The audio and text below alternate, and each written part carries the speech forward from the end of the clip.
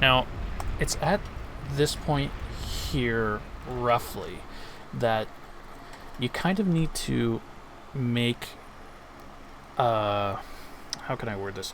You need to kind of shift gears in your brain as to how you approach winning this game. There are a couple strategies you can utilize. One I like to use is to build 3 to 5 cruise missile ships, which I may already be doing that. No, I haven't done it yet. Um, and then blow up their geo. That's usually my first order of business, is to take out their geo player if I can. Another thing you can do is build a flagship, and I feel like this is like a default decision for most C players, and I don't really understand why. Because cruise missile ships have an attack range of about to this line.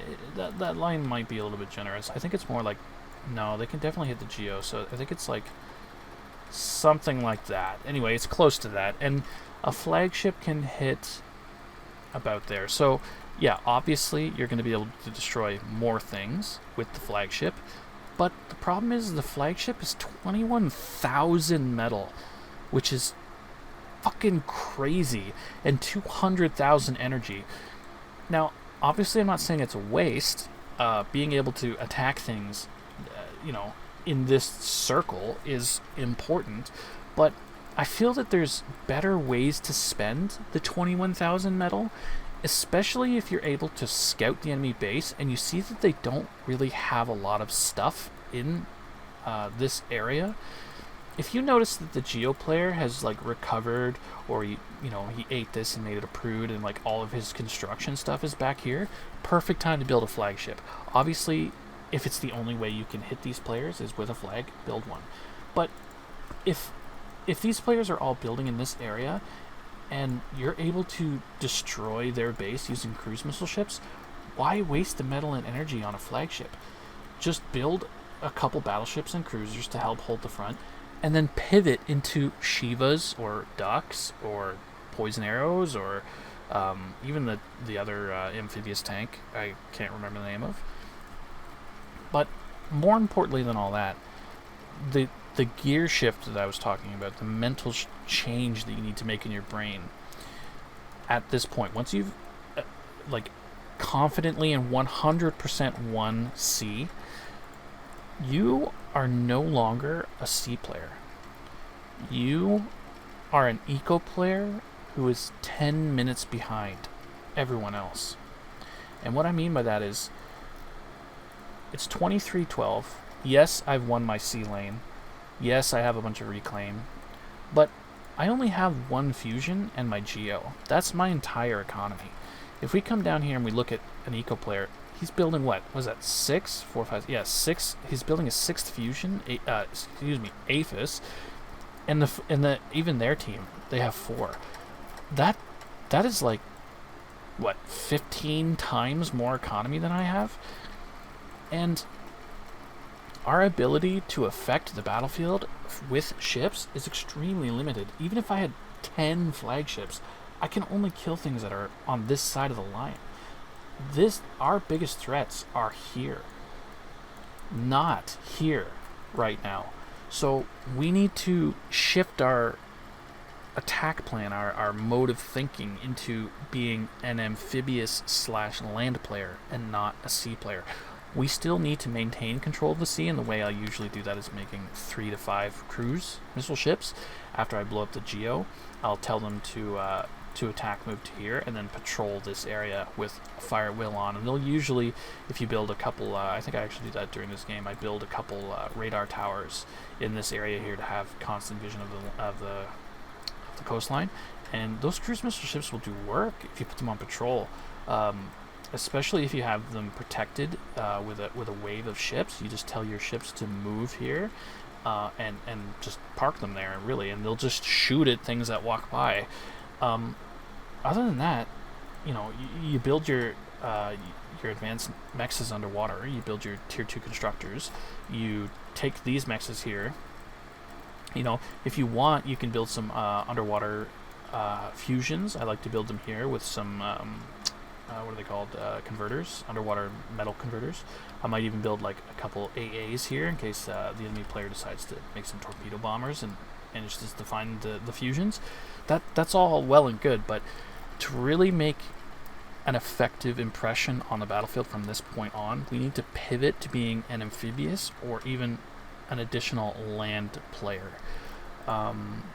So I don't think that ends up happening in this game because we win shortly after where we are right now in the replay.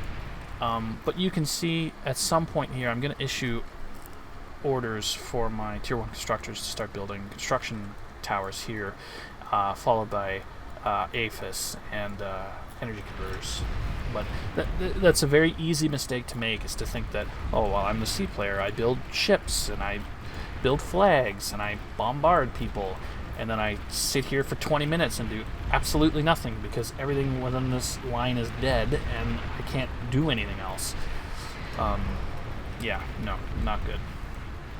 Another strategy I'll actually do is, before I move on to Shivas or tier 3, I'll actually build a tier 2 bot lab and build 40 to 60 ducks and then march them down here into this C player's ocean and help him take his ocean if he hasn't already taken it. If he's completely lost, like he has all this is dead, I usually don't do that. Sometimes it can still be helpful. Flagships can't actually attack underwater units, so you can kill them quite easily using duck spam. So there are still advantages to doing it, even if your coastal player has lost, but I'm just less likely to do it because it's harder to get a strong flank off with ducks if you have, you know, advanced torpedo launchers all over the place and radars and that sort of thing. If it's contested, though, yeah, absolutely. Send some ducks down. Help this guy out. You're only going to be doing your team even more help if he can get a flagship and he, you know, or cruise missile ships start blowing up these players. You know, just food for thought.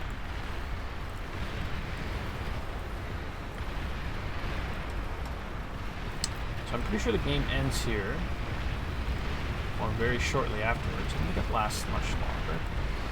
I start harassing the front again. Let's switch to player view. At this point, yep, so I just blew up the Geo player using my 5 cruise missile ships. After that's done, I tell them to start blowing up the front, or the front player. I notice that they try to counter that. Just ignore them, walk away, blow up his base a little bit more. Our player making some moves. Gets a really nice scout on its base. Now I can actually see what's going on. I take out his bot labs so that he can't produce units, and then I'm pretty sure I order them down here to assist killing the actual frontline static defenses. Yeah, so I immediately spot the issue here. Start blowing up static defenses, and after we've managed to clear this out, it's just a matter of time. We've done so much damage to these frontline players, it's really hard for them to recover. Our frontline, well, our backline, I guess, could take it from here. We also want to make sure that this player doesn't try and come back into the sea using amphibs or sneak a builder in, you know, plant a builder back here and start building ships. You'll see people do that sometimes. Another reason you want to use cruise missiles instead of flags is these shields don't stop cruise missiles themselves, but they will stop flagships. So I always kind of laugh when I see players building shields, and I have no intention of building a flagship, and I'm only building cruise missiles, and they just cut right through them, so it's a complete waste of resources. But people are so they've come to rely on flagships happening because people seem to love them so much. But again, I'm not a big fan. So just looking at their bases here, right? Let's make this more accurate. What exactly am I gaining for 21,000 metal? Some wins? A fusion? Not even an advanced fusion? There's nothing here. Everything here I can hit with a cruise. What am I gaining by making a sinking 21,000 metal into a flagship? I'd rather take that metal and just give it to our eco player or our frontline player and let them make like Razorbacks or something. There's so many better things you could do with 20,000 metal, in my opinion. My humble opinion. So I come in here with my cruise ships, start blowing up this guy, making sure that he can't recover. Because if I was to just leave him, that's exactly what he'd do. Starting to target his eco. Let's turn on.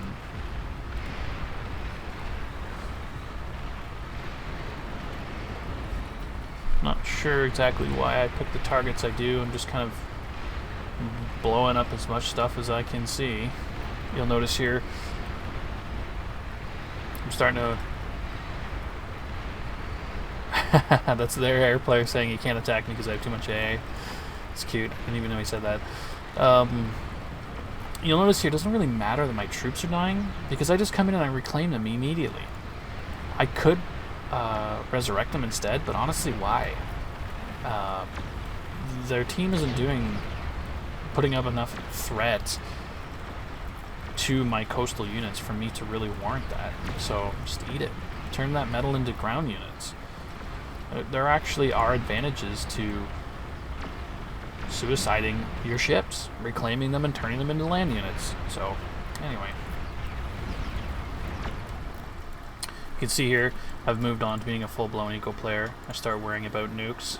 I think the game before this I'd been nuke rushed, so nukes were on the mind. Some multiple citadels, never hurt anybody. But you can see here I've made a full transition into being an eco player. I'm not building any units. I'm not, being super aggressive. I need to catch up. I'm behind, as you can see.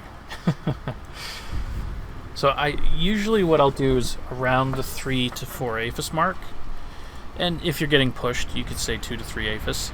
Then I'll start producing units again, Shivas and Ducks and that sort of thing, and trying to go in for a flank.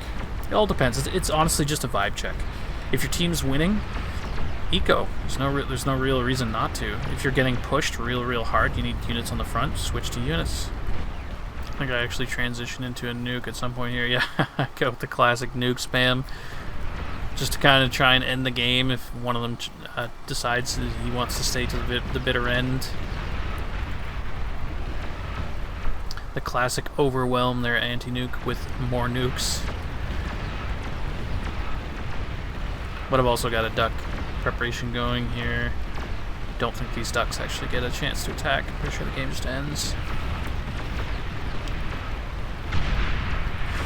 Yep. Air player comes in, bombs their eco. And that's the GG. So there you have it, folks. There's my strategy, how you win GOC. This strategy works on either side of the map. Doesn't really matter. I look forward to reading your comments about why I suck and my strategy is terrible. Do me a favor, go down in the comments right now and tell me I'm a shit player and tell me exactly why you think that is. Should I build a flag? Should I build more crews? I actually got flamed earlier today because I didn't win C fast enough. Curious to know what you guys can come up with. Thanks for tuning in. See you in the game.